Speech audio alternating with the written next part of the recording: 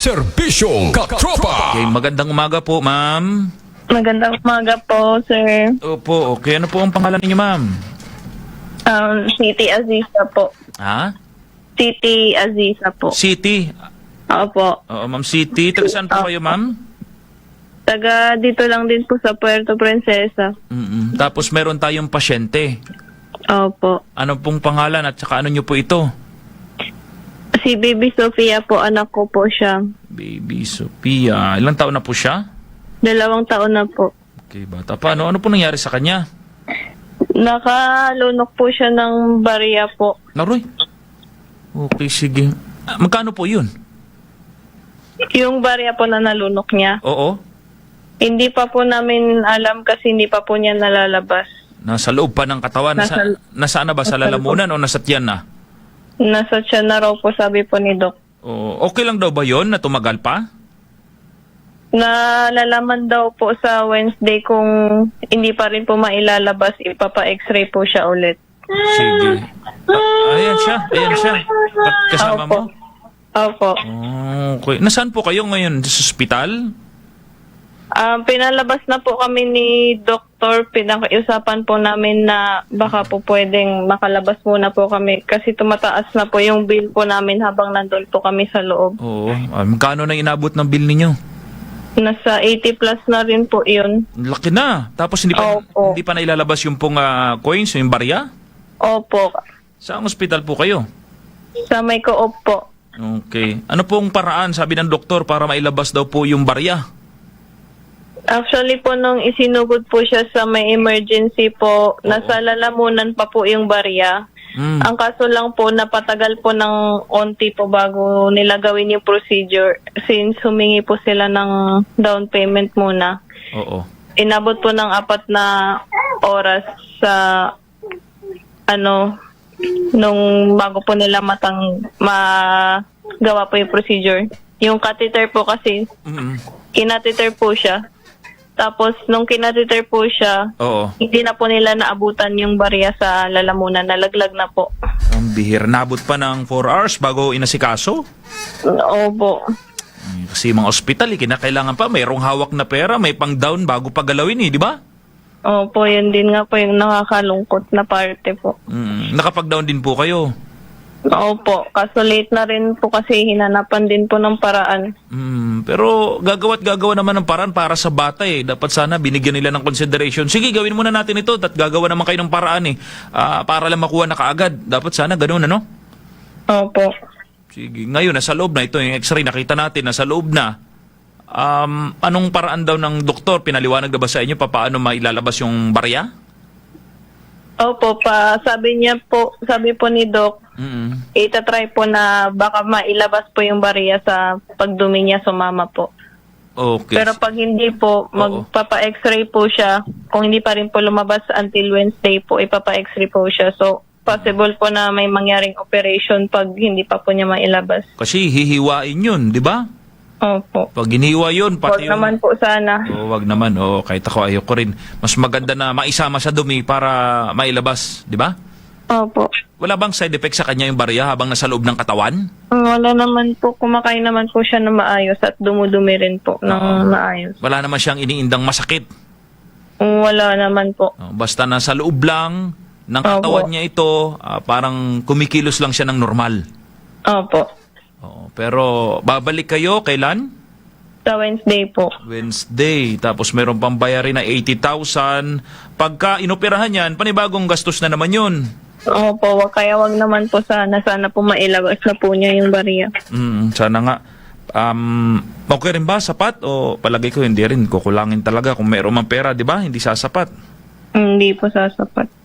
Mukhang meron na rin kayong post sa Facebook. May nagbibigay na rin kahit papaano? Meron naman po, pero ang downside lang po, ang dami pong tumatawag po na scammer po sa amin. Ganun lang. I-off mo lang kaagad pagka sa tingin mo na i-scam kayo at kung ano man yung mga inihingi pa ng mga requirements o yung mga OTP, patay na lang kaagad. Sabi nyo, kabisado nyo na rin, wag na lang kayo manloko. Opo. Ganun lang gawin natin ha. Post lang tayo ng post. Sunod mga araw, update natin. para nababantayan ng tao at makakahingi rin tayo ng tulong. Kami rin dito sa sa serbisyong Katropa, sa XFM, tulong din kami sa inyo. Katulad nito, napapakinggan tayo, napapanood, then ipopost namin, makahingi tayo ng tulong sa kanila. Sige po, maraming salamat po. Sige, Ma'am City, manawagan tayo, tapos pakibanggit na rin yung GCash ninyo. Sa lahat po ng mga nakakarinig po, baka po pwede po makahingi ng kaunting tulong po para po sa mga dagdag po na bayarin po sa ospital. Yung kahit anong klaseng tulong po. Yung abot pa naman po sa GCash number ko. I-dictate ko na lang po, sir. Sige, go ahead po, para napapakinggan nila, para masave nila. Sige po. 09. Ito po yung 0912 12 183 6637. Ayun po yung GCash ko po. Okay, 0912-183-6637. Yes po. Yun, okay. Sige, umiiyak siya, Opo. Pangilang anak niyo po yan? Panganay po, isa lang po. Panganay. Okay, sige po. Kami rin tutulong ganitong paraan. Makahingi rin tayo sa iba. Ma'am City, salamat sa update, ha? Maraming salamat din po sa tulong po. Sige po. Chat lang tayo, text lang tayo after na makapunta kayo doon sa Miyerkules kung anong update. Sige po, maraming salamat po. Sige po. Thank you, Ma'am City.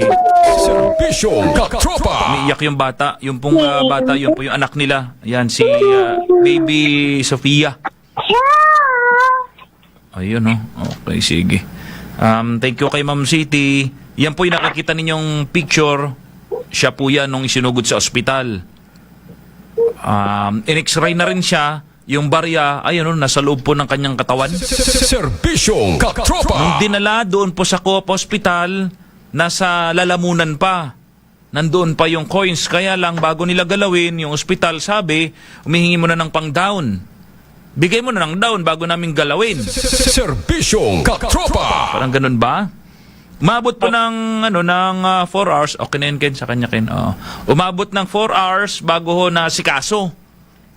Kaya lang, yung 4 na oras na yon, gumalaw na ho yung barya. Mula lalamunan, bumaba na po sa tiyan. Serbisyong Katropa. Nandoon na kasi lumulunok, umiinom, o gumagalaw hanggang sa napunta na sa ibaba yung pong barya. Serbisyong Katropa. Ilang beses na rin po may mga ganitong nangyari, di ba? Kasi nga, bata.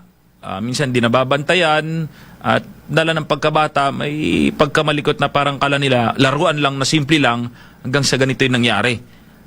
Yung magulang, inasikaso naman kaagad yung kanilang anak. Naisugod sa ospital at ngayon, meron silang bayarin na aabot ng 80,000 pesos. Wala pa na ilalabas ano po yung pong coins na sa loob pa ng katawan ng bata.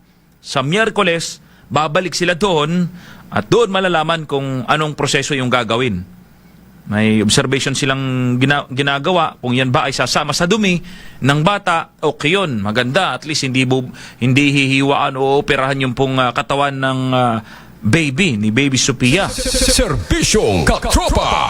Pero kung hindi gagalaw, yung pong barya, hindi nasasama sa bituka pababa, papunta doon sa dumi, Serbisyong Katropa. baka na-stuck doon sa loob, ayun, kailangan operahan. At pag inoperahan yung bata, yung 80,000 na ito, madadagdagan at madadagdagan talaga. Serbisyong Katropa. Lalaki at lalaki yung kanila pong bayarin para ho sa operasyon na gagawin kay Baby Sophia. Serbisyong Katropa. At kung hindi naman operahan,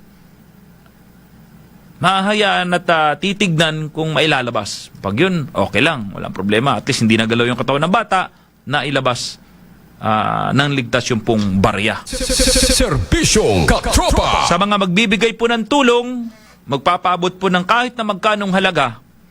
Marami nang tumatawag sa kanila, yung mga scammer, nandyan din yan, nag-aabang, walang puso yan sila, yung mga scammer na yan. Kahit na kayo ay walang-wala, kahit na kayo ay nangangailangan, hindi lahat mayroong lakas na loob na magsalita on air para lang humingi ng tulong. Di ba? Yung iba nahihiya, yung iba ayaw na lang, pero doon pa lang sa sitwasyon na nagsalita. Yung iba hirap yan at hindi ginagawa. Pero yung mga nag-aabang na scammer, walang puso.